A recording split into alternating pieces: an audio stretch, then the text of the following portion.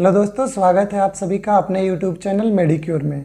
दोस्तों आज हम बात करेंगे यूरिक एसिड के बारे में। यूरिक एसिड या गाउट क्या होता है, इसके बढ़ने के क्या कारण और लक्षण हो सकते हैं, फिर इसके डायग्नोसिस और ट्रीटमेंट के बारे में भी बात करेंगे।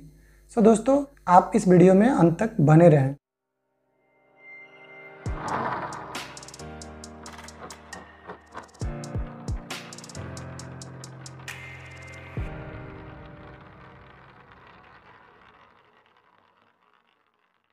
दोस्तों आजकल यूरिक एसिड एक बहुत ही कॉमन बीमारी बन चुकी है। यूरिक एसिड हमारे बॉडी के अंदर वेस्ट मटेरियल की तरह जमा होता है। अगर हमारे शरीर में यूरिक एसिड की मात्रा अधिक बढ़ जाए तो उसे किडनी डिजीज, जॉइंट पेन या फिर हार्ट अटैक जैसी गंभीर बीमारियां हो सकती है। दोस्तों यूरिक एसिड हमारे बॉडी में प्यूरिन का एक फॉर्म होता है जो हमारे यूरिन के थ्रू बॉडी से बाहर निकल जाता है। लेकिन कई बार ऐसा होता है कि हमारी किडनी यूरिक एसिड को बॉडी से बाहर निकालने में असमर्थ होता है, या कभी कभी यूरिक एसिड हमारे बॉडी के अंदर ज़्यादा बनने लगता है। धीरे धीरे ये यूरिक एसिड हमारे जॉइंट के आसपास क्रिस्टल फॉर्म में जमा होने लगते हैं। आइए दोस्तों अब हम बात करते हैं यूरिक एसिड बढ़ने के क्या क्या कारण हो सकते हैं। दोस्तों खान पान और लाइफ स्टाइल में बदलाव यूरिक एसिड बढ़ने का सबसे प्रमुख कारण है। अगर आप एक डायबिटीज़ पेशेंट हैं तो आपके बॉडी के अंदर यूरिक एसिड बढ़ना तय होता है, क्योंकि जिन दवाओं का उपयोग आप शुगर को कंट्रोल करने के लिए कर रहे हैं उनके साइड इफ़ेक्ट से भी यूरिक एसिड बढ़ने का खतरा रहता है। खाने के रूप में लिए जाने वाला प्यूरिन प्रोटीन भी यूरिक एसिड के लेवल को बढ़ाता है, अथवा जो लोग ज़्यादा फास्टिंग रखते हैं उनमें भी यूरिक एसिड अस्थायी तौर पर बढ़ जाता है। ज़बरदस्ती एक्सरसाइज करने या फिर वजन कम करने के चक्कर में भी कई बार यूरिक एसिड बढ़ जाता है। इसके अलावा ब्लड प्रेशर की दवाएं, पेन किलर्स टैबलेट या फिर कैंसर की दवाओं के इस्तेमाल से भी यूरिक एसिड बढ़ सकता है। दोस्तों शराब की अत्यधिक मात्रा में सेवन या फिर थायराइड की समस्या होने के पश्चात भी यूरिक एसिड बढ़ सकता है। दोस्तों हमारे बॉडी के अंदर यूरिक एसिड का बढ़ना खतरनाक हो सकता है। इस स्थिति को हाइपर यूरिसेमिया कहते हैं। यूरिक एसिड के लेवल ज़्यादा बढ़ने से गाउट या अर्थराइटिस जैसी बीमारियां होने का खतरा बना रहता है। गठिया बढ़ जाने पर लोगों के जोड़ों में दर्द, हाथ पैर की उंगलियों में दर्द, जलन, सूजन तथा एड़ियों और घुटनों की भी परेशानियां हो सकती है। दोस्तों हमारे बॉडी के अंदर यूरिक एसिड की मात्रा अधिक होने पर किडनी स्टोन बनने के चांसेस बढ़ जाते हैं तथा हमारे पेशाब करने में भी दिक्कत होने लगती है। अगर यूरिक एसिड का क्रिस्टल हमारे जोड़ों के आसपास बनते जा रहा है तो इससे गठिया हो सकती है। दोस्तों ज़्यादातर मामलों में यूरिक एसिड बढ़ने का कोई लक्षण नज़र नहीं आता है, इसलिए हमें जांच करवाना जरूरी हो जाता है। आइए दोस्तों अब हम बात करते हैं यूरिक एसिड के डायग्नोसिस के बारे में, इसके क्या क्या जांच हो सकते हैं। दोस्तों बॉडी के अंदर यूरिक एसिड के लेवल बढ़ने के शक होने पर डॉक्टर हमें सीरम यूरिक एसिड के जाँच लिखते हैं, जो हमारे ब्लड से ही हो जाता है। महिलाओं में यूरिक एसिड का नॉर्मल रेंज 2.4 से 6 तक माना जाता है तथा पुरुषों में यूरिक एसिड का नॉर्मल रेंज 3.4 से 7 तक माना जाता है। आइए दोस्तों अब हम बात करते हैं यूरिक एसिड का लेवल हमारे बॉडी के अंदर बढ़ जाने पर हमें क्या करना चाहिए या इससे बचने के क्या उपाय हो सकते हैं। दोस्तों अगर आपका यूरिक एसिड लेवल हाई है तो आप भरपूर मात्रा में पानी पिएं, रेगुलर एक्सरसाइज करें, ठंडे पदार्थों के सेवन से जितना हो सकता है बचें।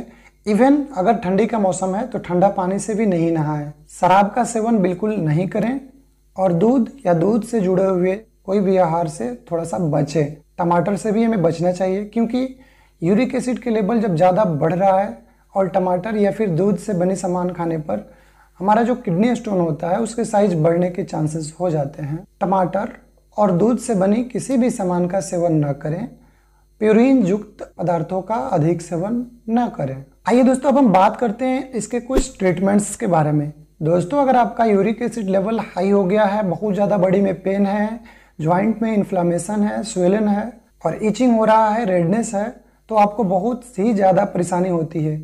इससे बचने के लिए अगर आप इसका क्विक इलाज चाहते हैं तो एलोपैथिक में फेबुक्सोस्टेट टैबलेट 40 mg में आती है। दोस्तों फेबुक्सोस्टेट टैबलेट मार्केट में अलग अलग ब्रांड नेम से अवेलेबल होता है। इसमें फेमस फुरिक 40 mg, फेबुटाज 40 mg या अन्य भी बहुत सारे नामों से अवेलेबल होते हैं।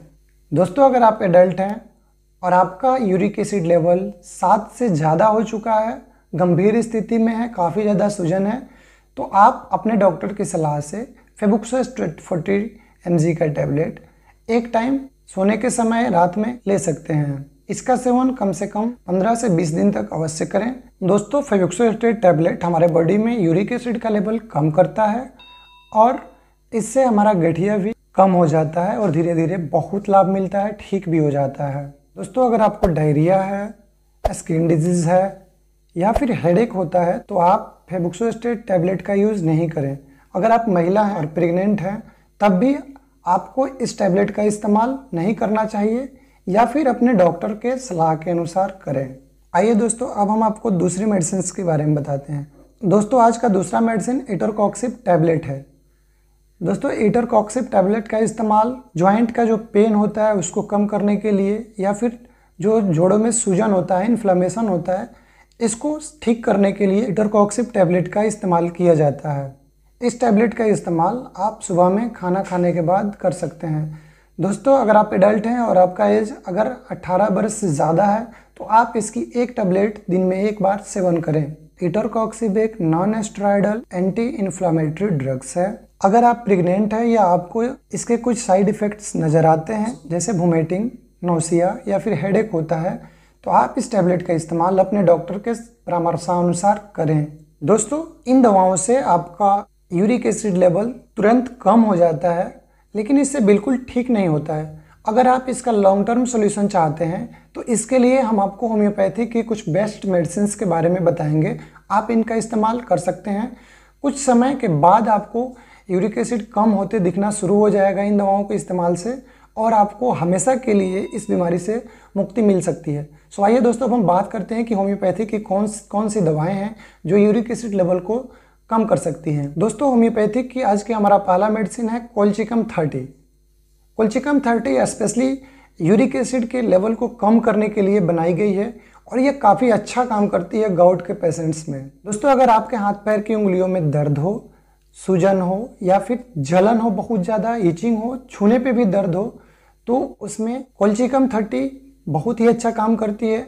2-2 बूंद इसका दिन में 3 बार इस्तेमाल करना चाहिए। सुबह में खाली पेट ही हमें इस दवा का प्रयोग करना चाहिए। इसका इस्तेमाल हमें निरंतर 2 से 3 महीना करना चाहिए। दोस्तों, आज का हमारा दूसरा मेडिसिन है लीडमपाल। लीडमपाल हमें 30 पोटेंसी में 2-2 बूंद दिन में 3 बार इस्तेमाल करना चाहिए।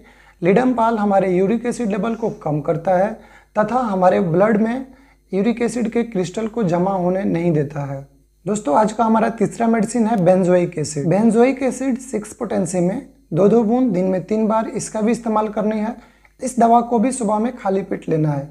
दोस्तों, benzoic acid high uric acid level को बहुत ही जल्दी कम करता है और अगर हमारा यूरिनरी ट्रैक्ट इन्फेक्शन हो, कई बार होता है कि यूरिक एसिड की वजह से हमारे किडनी में स्टोन बन जाते हैं, उस स्थिति में हमारे यूरिन में भी प्रॉब्लम आ सकती है, तो उसमें भी बेंजोइक एसिड 6 काफ़ी अच्छा काम करता है। दोस्तों, आज का हमारा चौथा मेडिसिन है एडेल की 64 नंबर ड्रॉप। एडेल एक जर्मन होम्योपैथिक मेडिसिन है और ये यूरिक एसिड बढ़े हुए मरीजों के लिए अपना एक पेटेंट मेडिसिन तैयार करती है, जिसमें बहुत सारे होम्योपैथिक दवाओं को मिलाकर एक पेटेंट मेडिसिन बनाया जाता है। दोस्तों, एडेल 64 नंबर ड्रॉप्स यूरिक एसिड को कम करने में तथा अफेक्टेड पार्ट्स की स्वेलिंग कम करने में, गाउट को जड़ से ख़त्म करने में काफ़ी इफेक्टिव मेडिसिन है। इसका इस्तेमाल 15 बूंद आधा कप पानी में 3 टाइम हमें ज़रूर करना चाहिए। दोस्तों, एडेल 64 ड्रॉप का इस्तेमाल 2 से 3 महीने तक निरंतर करना चाहिए, तभी इसके फ़ायदे हमें नज़र आएंगे। दोस्तों, हमें उम्मीद है कि हमारे द्वारा बताई गई सारी जानकारी आपको अच्छी लगी होगी। अगर आपको ये वीडियो पसंद आया होगा तो चैनल को सब्सक्राइब करें और वीडियो को लाइक करें।